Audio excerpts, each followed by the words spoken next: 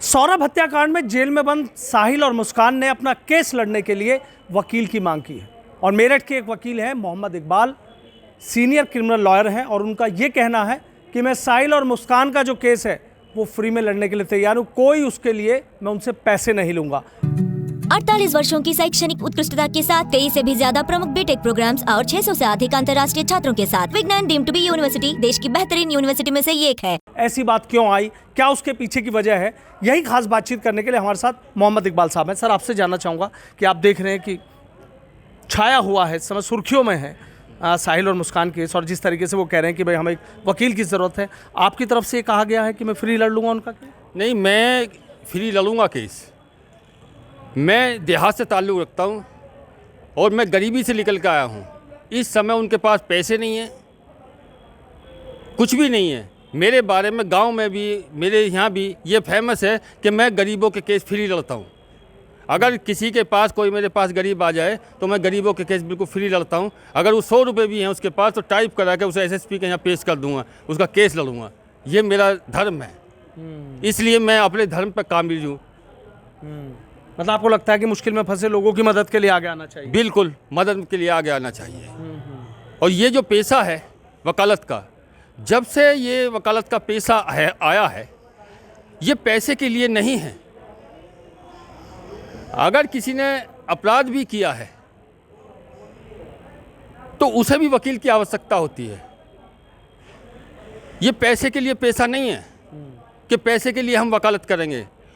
Without पैसे शुरू से वकालत का पेशा ये रहा, विदाउट पैसे होता था। इसीलिए हमारे जो गाँव में है ये पीछे जेब लगी हुई है। अगर कोई गरीब आदमी है, अगर किसी का पैसे भी नहीं है, तो वो जो है हमारे जो गांव में पीछे जेब लगी हुई है उसमें जो भी देना हो उसमें डाल देता था। वकील कभी भी किसी से पैसे उसने हाथ से नहीं लिए। साहिल और मुस्कान का जिस तरीके से केस आया तो फिर आपको क्या लगा? मुझे ये लगा कि कॉन्स्टिट्यूशन में जो राइट है, फंडामेंटल राइट्स, उन्हें जो है उनके पास इस समय वो असहाय अवस्था में है, मेंटली डिस्टर्ब है। और कॉन्स्टिट्यूशन ये, हमारा कॉन्स्टिट्यूशन ये कहता है कि अगर कोई न्याय के लिए वकील करना चाहता है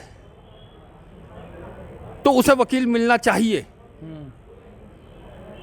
और अगर वकील नहीं मिलेगा तो उसे न्याय नहीं मिलेगा। वो अपनी बात अदालत में नहीं कह पाएगा। वो अपने वकील को ही सारी सच्चाई बता सकता है कि उसने किन परिस्थितियों में क्या किया।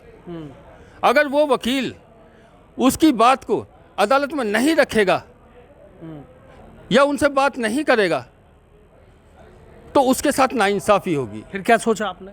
मैंने ये सोचा, अगर उनके पास पैसे नहीं हैं, अगर वो जेल से, जेलर के माध्यम से मुझे फ़ोन करें कि वे मुझे अपना वकील बनाना चाहते हैं। कौन लोग? साहिल और मुस्कान। अगर वो जेल से मुझे फ़ोन कराएं, जेलर से, तो मैं जेल पर जाके उनसे वकालतनामा साइन कराने के बाद अपना वकालतनामा कोर्ट में भिजवाऊंगा, जिससे मैं उनका पक्ष रख सकूं। क्योंकि उनका वकालतनामा जेलर के माध्यम से ही आएगा। मैं डायरेक्ट नहीं दाखिल कर सकता, क्योंकि मैं अपना वकालतनामा जेलर को दूंगा, जेलर उन्हें अपने सामने साइन कराएगा और तब वो कोर्ट में आएगा, तब मैं उनकी तरफ से वकील अपॉइंट होऊंगा। अच्छा, आपके मन में ऐसा क्यों आया कि साहिल और मुस्कान की मदद करनी चाहिए, मतलब केस लड़ने के? ये तो जब मैंने अखबारों में पढ़ा कि उनका कोई केस लड़ने को तैयार नहीं है, मेरठ के सभी लॉयरों ने मना कर दिया, तो उन्हें केस लड़ने के लिए मेरे ये मन में ये जागृत हुई कि इन्हें जो है वकील मिलना चाहिए, तभी ये कोर्ट में अपना पक्ष रख सकते हैं। इसीलिए मैंने जो कहा कि मैं फ्री में केस लड़ूंगा, इसलिए मैंने ये कहा। अच्छा, परिवार के लोगों से बातचीत करेंगे आपकी भाई कुछ इसमें? देखो, मैं परिवार के लोगों से बात नहीं करूंगा। अगर मुस्कान को, साहिल को मेरी आवश्यकता है तो मैं सिर्फ उनका केस लड़ूंगा, उनके दस्तखतों से लड़ूंगा। उनके परिवार से मेरा कोई मतलब नहीं होगा। क्रिमिनल लॉयर का मतलब होता ही नहीं। अगर कोई क्रिमिनल लॉयर है, उनके परिवार से मतलब क्या है? कुछ भी नहीं। तो साहिल या मुस्कान के परिवार के लोग आए आपके पास इस बार? नहीं, मेरे पास कोई नहीं आया। मेरे पास कोई उनके परिवार में से नहीं आया, ना मुझे उनके परिवार से मतलब है।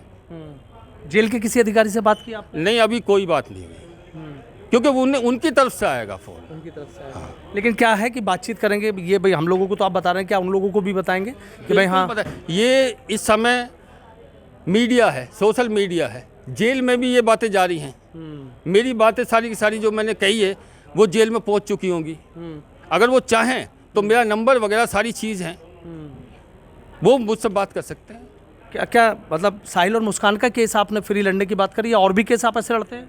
मैंने शुरू से ही, जब से मैंने वकालत शुरू की है 3 जनवरी 2000 से मैं आया हूँ, 25 साल मुझे वकालत करते हुए, मैंने कम से कम अपने जीवन में हज़ारों केस फ्री लड़े हैं। हज़ारों केस मैंने फ्री लड़े।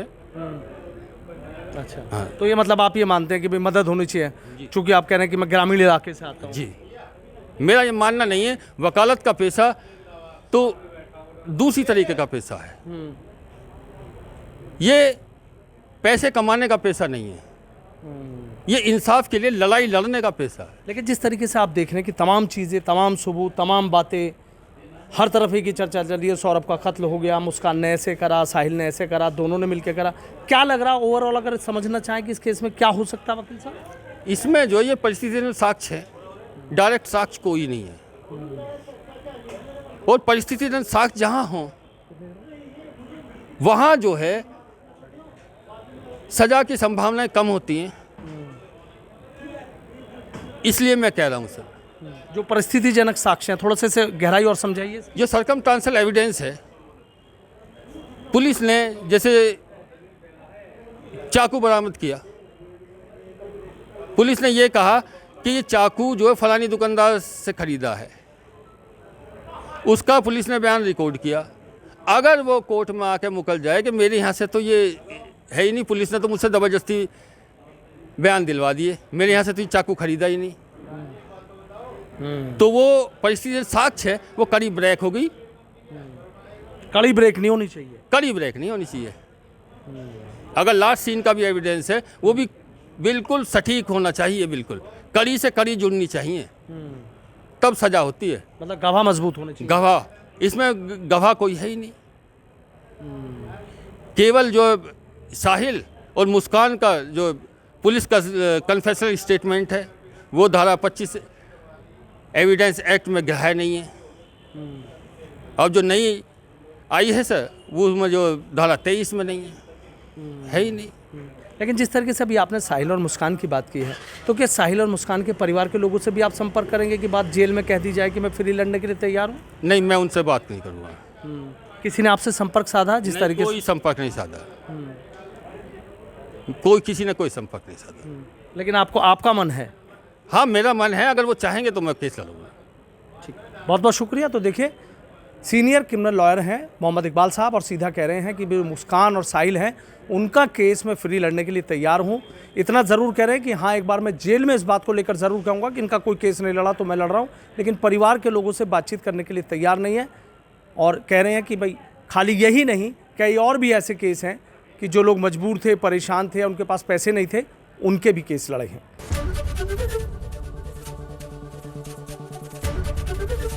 एबीपी गंगा, खबर आपकी, जुबान आपकी।